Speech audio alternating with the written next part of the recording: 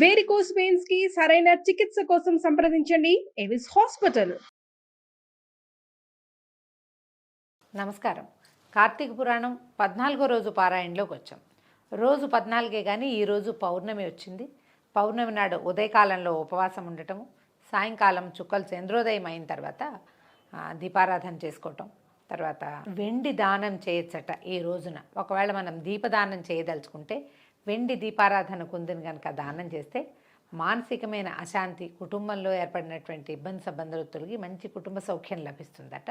అయితే మనం ఆ పారాయణలోకి వస్తే ఏం చెప్తున్నారో చూద్దాం. కార్తీక పూర్ణిమ దినమునందు వృషోత్సర్గమును చేయువాడికి జన్మాంతరీయ పాపాలు కూడా నశిస్తాయి. ఈ వృషోత్సర్గం అంటే ఆంబోతుకి అచ్చు వేసి వదిలిపెట్టడం. ఈ మధ్యకాలంలో నేను ఎక్కడ చూడలేదండి. దేవాలయాల్లో కోడలు ఇచ్చే ఆచారం ఉంటుంది. తెలంగాణ ప్రాంతంలో ఉన్న వేములవాడ రాజరాజేశ్వర స్వామి వారి సన్నిధిలో స్వామికి ఒక కోడెని సమర్పించటం, అట్లాంటిది కూడా చేసుకోవచ్చు.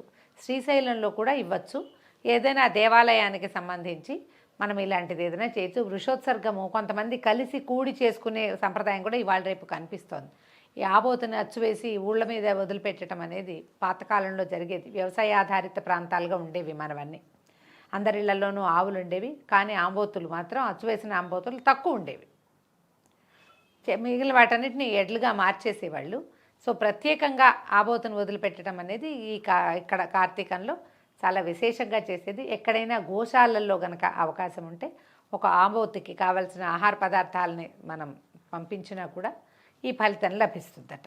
స్వర్గంలో ఉన్నటువంటి లేదా పితృలోకాల్లో ఉన్నటువంటి పితరులు మన వంశంలో ఎవడైనా ఒకడు కార్తీక పూర్ణిమ నాడు నల్లని గిత్తని కానీ గిత్త దూడను కానీ లేదా ఆబోతును కానీ విడిచిపెడతాడా? అట్లయితే మనకి తృప్తి వస్తుందని కోరుకుంటారట. పితృదేవతారాధనలో భాగంగా కూడా వృషోత్సర్గం కానీ గోదానం కానీ చాలా విశేషంగా పనిచేస్తాయి. ఇదిగో నల్లటి గిత్త లేదా గిత్త దూడ లేదా ఆబోతు, అవి చాలా విశేషమట. తర్వాత ధనవంతుడు కానీ దరిద్రుడు కానీ కార్తీక పూర్ణిమ రోజున వృషోత్సర్గమును చేయని వాడు యమలోకమందు అంధతామిశ్రం అనేటువంటి నరకాన్ని పొందుతాడు. కార్తీక పౌర్ణమి రోజున వృషోత్సర్గము చేయక గయాశ్రార్థం ఆచరించినా, ప్రతి సంవత్సరము తద్దినం పెట్టినను, పుణ్యతీర్థాలు సేవించినా, మహాలయము పెట్టినను పితరులకు తృప్తి లేదు. ప్రతిసారి మనం కోడల్ని వదలటాలు అవన్నీ మనకి సాధ్యపడవు. ఎవరైనా తాతకి తండ్రులకి తద్దినాలు పెట్టే అవకాశం, అలవాటు, అవసరం ఉన్నవాళ్ళు ఎప్పుడైనా ఒక్కసారైనా ఇలాంటి ఒక కార్యక్రమం చేస్తే మంచిది. ఆ గోదానం కానీ పురుషోత్సర్గం కానీ చేస్తే మంచిదట. అయితే ఎన్ని చేసినా అంటే ఇవన్నీ మహాలయం పెడతాం, పితృదేవతారాధన చాలా చేస్తారు. అంత చేసినా కూడా ఈ గోసంపదల్ని వృద్ధి చేయటం కానీ గోసంపదని దానం చేయటం కానీ చేయకపోతే దాని పూర్తి ఫలితము లభించదు అని శాస్త్రవచనమట. వీటన్నిటికంటే కూడా కోడె నచ్చిపోయటం అంటే ఆంబోత నచ్చిపోసి వదిలిపెట్టడం చాలా అద్భుతమైన విషయం అని చెప్తున్నారు. గయాశ్రార్థము వృషోత్సర్గము సమానమని విద్వాంసులు చెప్పారు. కాబట్టి కార్తీక పౌర్ణమి నాడు వృషోత్సర్గము చాలా స్వర్గ సుఖాలని అందిస్తుంది. మన పెద్దవాళ్ళందరూ చాలా సంతోషిస్తారట. అనేక మాటలు ఎందుకు, అన్ని పుణ్యాల కంటే అధికమైన ఫలదానం చేయవాడు కూడా దేవ ఋషి మనుష్య పితృరుణాల నుంచి విముక్తుడవుతాడు. ఈ కార్తీక పౌర్ణమి నాడు దక్షిణతో కూడినటువంటి ధాత్రీ ఫలాన్ని దానం ఇచ్చేవాడు సార్వభౌముడవుతాడు. ఉసిరికాయలు దానం చేయమని చెప్తున్నారండి. వెండి దానం చేయొచ్చు పౌర్ణమి నాడు. ఉసిరి చెట్టుని చిన్న చిన్న మొక్కలు ఎక్కడైనా కొని తీసుకొచ్చి దానం చేయొచ్చు, మంచిదండి చాలా. ఉసిరి మొక్కలు పెంచుతాం కదా మనం. తర్వాత ఏమో ఉసిరి పళ్ళు, కాయలు కూడా దానం చేయొచ్చు. మనం ఏం చేస్తామంటే ఈ ఉసిరికాయకి పైవైపున పెచ్చు దగ్గర ఎక్కడైతే ముచ్చుకుంటుందో తొడిమి ఉంటుంది కదా, అక్కడ కొంచెం కొద్దిగా ఇట్లా పెళ్ళగించి ఆవునేతిలో నానబెట్టినటువంటి కుంభవత్తిని దాని మీద పెట్టి వెలిగిస్తే ఉసిరి దీపం చాలా మంచిది. ఉసిరికాయది ఉసిరికాయలు దానం చేసినా కూడా చాలా ఫలితం లభిస్తుంది. మామూలుగా ఇప్పుడు కొంచెం దొరుకుతాయి, కార్తీక మాసంలో ఉసిరికాయలు కనపడతాయి కదా. ముదురు పళ్ళని ఏమన్నా భక్ష్యయోగ్యంగా తినడానికి యోగ్యంగా ఉన్న పండుని దానం చేస్తే చాలా మంచిదట. భూమికి ప్రభు అవుతాడట, సార్వభౌముడు అవుతాడు ఉసిరికాయలు దానం చేసేవాడు. కార్తీక పౌర్ణమి నాడు దీపదానం చేసేవాడు విగతపాపుడై పరమపదాన్ని పొందుతాడు. దీపదానం కూడా, ఈ దీపదానాలు కూడా అండి పురాణంలో చెప్పబడింది. అయితే పిండితో దీపం చేసి, బియ్యపిండితో దీపం చేసి, ప్రమిదలాగా చేసి అందులో ఆవు నెయ్యి పోసి దీపం వెలిగించి దాన్ని విప్రుడికి దానం చేయండి అంటారు. అదే ఇవాళ వెండి దానం చేస్తే కూడా మంచిదన్నారు. కాబట్టి మనం ఒక వెండి ప్రమిద పమిడి ఒత్తు, మన బంగారపు సన్న తీగ అందులో వేసి ఒత్తితో పాటు నెయ్యి పోసి వెలిగించి దానం ఇవ్వాలట. ఈ పౌర్ణమి నాడు దానం చేస్తే విశేషమైన ఫలితం. కార్తీక మాసం అంతా దీపదానం ఫలితాన్ని ఇస్తుందండి. ఈ రోజున చేస్తే ఇంకా కొంచెం ఎక్కువ ఫలితం లభిస్తుంది అనమాట. కార్తీక మాసంలో దీపదానం చేసేవాడికి మనోవాక్కాయకృత పాపాలన్నీ నశిస్తాయి. మనోవాక్కాయాలతోటి, మనసుతోటి కానీ, కాయంతో కానీ, మాటతోటి కానీ చేసిన పాపాలన్నీ కూడా నశిస్తాయట. కార్తీక పౌర్ణమి నాడు ఈశ్వరలింగ దానమును ఆచరించేవాడు ఈ జన్మమునందు అనేక భోగములను అనుభవించి ఉత్తర జన్మమందు సార్వభౌముడగును. మనం సాలగ్రామ దానం వింటాం కదా, అట్లాగే లింగదానం కూడా చాలా మంచిదట. ఈ నర్మదా బాణలింగాలు దొరుకుతాయి. నర్మదా బాణలింగ దానం చేస్తే చాలా విశేషమైన ఫలితం ఉంటుందట. ఇది దానం అంటే ఎవరికి ఇవ్వాలి, ఎప్పుడు ఇవ్వాలి, ఎవరో ఒకళ్ళకి ఇవ్వచ్చా, ఇచ్చిన తర్వాత వాళ్ళు పూజ చేయకపోతే మనకు తప్ప, ఇలాంటి చాలా ప్రశ్నలు వస్తాయండి. దీనికి ఏంటంటే మనం పురోహితుడిని కనుక సంప్రదిస్తే, దేవాలయంలో ఉన్న అర్చకులను ఎవరినైనా పూజారి గారిని అడగచ్చు. మనకే ఇంటికి ఏదైనా వ్రతాలు నోములు చేయించడానికి సలహాలు సంప్రదింపులకి చేసేటువంటి పురోహితుల్ని కూడా అడిగితే వాళ్ళు సలహా చెప్తారు. ఎట్లా లింగదానం చేయాలి, ఎట్లా మనం సాలగ్రామ దానం చేయాలి, విధి వాళ్ళు చెప్తారు. దాని ప్రకారం చేసుకుంటే మంచిదే. మళ్ళీ మనకి కుశంకలు లేకుండా అనమాట, బోల్డన్న అనుమానాలు వస్తాయి కదా. ఈశ్వరలింగ దానం వల్ల సమస్త పాపాలు నశిస్తాయి, పుణ్యం కలుగుతుంది. కార్తీక మాసమందు లింగదానం చేయకుండా మిగిలిన ఎన్ని ధర్మాలు చేసినా పాపాలన్నీ కరిగిపోవట. ఇది చేస్తేనే అత్యద్భుతం. ఇగో బాణలింగం చేయమంటున్నారు.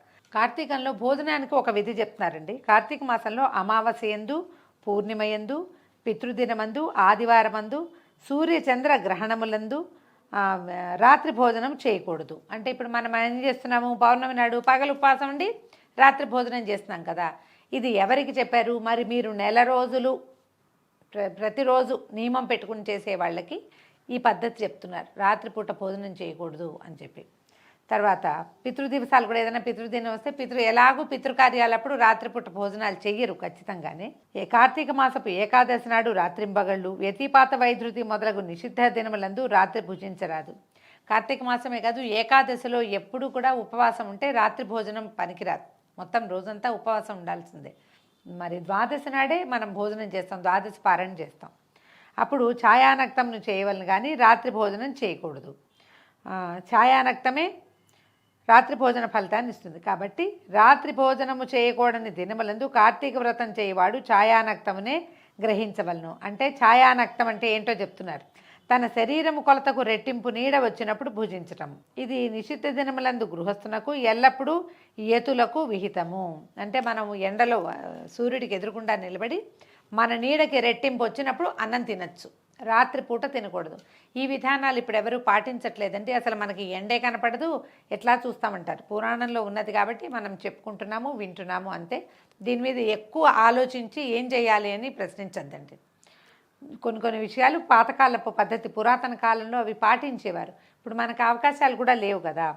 సమస్త పుణ్యములను ఇచ్చు కార్తీక మాసమందు నిషిద్ధ దినములందు భుజించువాడి పాపాలు అనంతములవుతాయి. ఆ పాప విస్తారం ఎవ్వరూ చెప్పలేరు.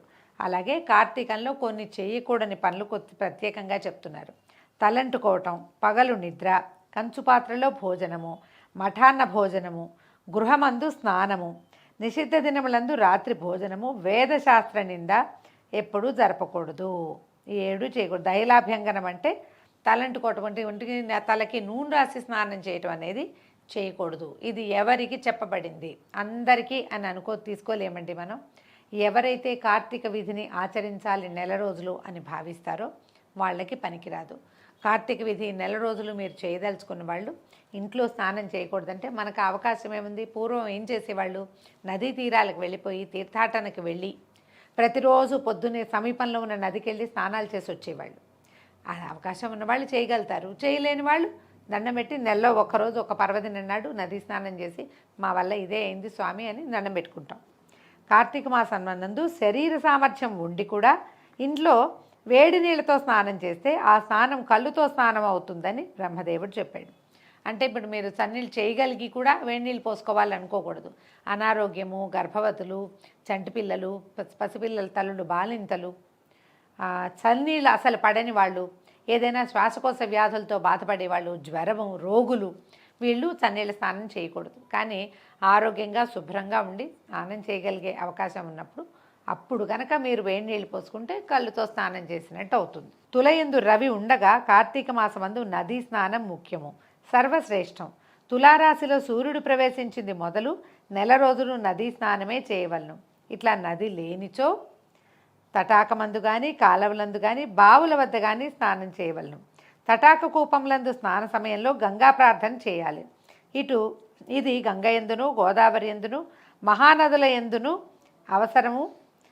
తర్వాత గంగా గోదావరి మొదలైన నదులు సన్నిధిలో లేనప్పుడు తటాక స్నానం కర్తవ్యము. గంగకు నమస్కరించవలను. ఈ సమయంలో గంగ జలాలలో ఉంటుంది కాబట్టి అక్కడ గంగానదిని ప్రార్థించి, భూగర్భ జలాలన్నిట్లలోనూ గంగానది సన్నిధానం ఉంటుంది, ఆమెను ఒకసారి ప్రార్థించుకుని స్నానం చేస్తే మంచిది.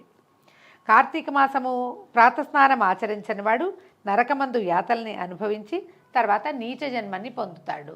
పొద్దున్నే స్నానం చేయాలి, సూర్యోదయానికి ముందే స్నానం చేస్తే మంచిది చేయమని చెప్తోంది పురాణం. గంగాది సమస్త నదులను స్మరించి స్నానం చేసి సూర్యమండలగతుడైనటువంటి ప్రత్యక్ష నారాయణ స్వరూపుడైనటువంటి సూర్యమండలంలో ఉన్న హరిని ధ్యానించి హరి చరిత్రను విని గృహమునకు వెళ్ళవలను. ఇది నదీ తీరాల్లో ఉన్న వాళ్ళకన్నమాట. వీళ్ళు స్నానం చేసి అక్కడే పురాణ శ్రవణం ఏదైనా చేసి సూర్యుని దండం పెట్టుకోవటం, ఏదైనా పురాణ శ్రవణం లాంటివి చేయటం, దేవాలయ దర్శనం కూడా చేసుకుని అప్పుడు ఇంటికెళ్ళి గృహ విధులు, ఇళ్లలో ఉన్న పనులు చూసుకోవాలట. పగలు చేయదగిన వ్యాపారాలన్నీ చేసుకుని సాయంకాలం తిరిగి స్నానం చేసి ఆచమనం చేసుకుని పూజాస్థానమందు పీఠం ఉంచి దాని యందు శంకరుని లింగమూర్తిని ఉంచి పంచామృతాలతోనూ ఫలోదకాలతోనూ కుశోదకంతోనూ మహాస్నానం చేయించి షోడశోపచారాలతో పూజించాలి. పంచామృతాలు చేయాలి, ఫలోదకాలంటే ఫల రసాలతోటి కూడా విశేషంగా అభిషేకం చేస్తే మంచిది. అభిషేక ప్రియ శివ అన్నారు. జలంతో అభిషేకం చేసినా మంచిదే. మనకి టెంకాయ నీరు, కొబ్బరి నీళ్ళు, తర్వాత పళ్ళ రసాలతోటి కూడా ఒక్కొక్క దానితోటి ఒక్కొక్క ఫలితం చెప్పబడుతుంది. పూజించాలి, శంకరుని ఆవాహన చేయాలి. ఆవాహనం సమర్పయామి. తర్వాత వరుసగా నామాలన్నీ చెప్తున్నారండి.